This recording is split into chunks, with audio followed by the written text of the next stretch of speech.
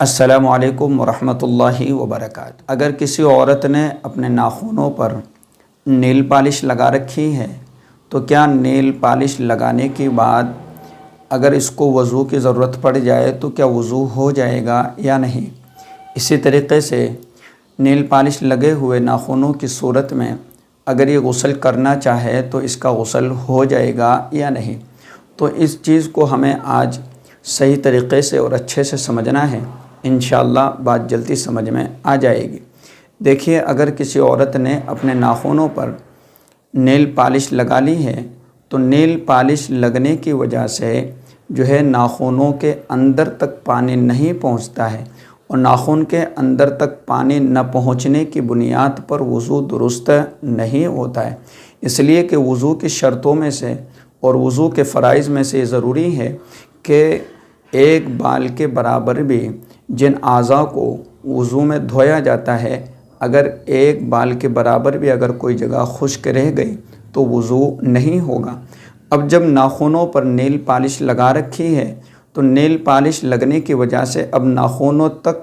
پانی نہیں پہنچ پاتا ہے۔ وجہ اس کی یہ ہے کہ نیل پالش کے اوپر جب ہم لگاتے ہیں نیل پالش تو ناخنوں پر نیل پالش کی جو پرت جم جاتی ہے تو وہ پرت ناخنوں تک پانی کو پہنچنے سے روک دیتی ہے، اور جب پانی نہیں پہنچے گا ناخنوں تک تو وضو بھی درست نہیں ہوگا۔ اسی طریقے سے غسل کا مسئلہ ہے، اگر کسی نے نیل پالش لگا لی ہے اور غسل کی حاجت اس کو ہو گئی تو اب اس کا غسل درست نہیں ہوگا جب تک کہ اس نیل پالش کو ہٹا نہ لیا جائے اور اس کو صاف نہ کر لیا جائے۔ تو مسئلہ سمجھ میں آ گیا ہوگا کہ بھئی ناخنوں پر نیل پالش لگانے کی وجہ سے ناخن پر نیل پالش کی پرت جم جاتی ہے کہ جس کی بنیاد پر ناخنوں تک پانی نہیں پہنچ پاتا ہے، تو جو فرض ہے وہ چھوٹ گیا۔ اسی طریقے سے غسل میں بھی کہ بھئی ناخنوں پر نیل پالش کی پرت جمی ہوئی ہے اور اب ناخنوں تک پانی پہنچنا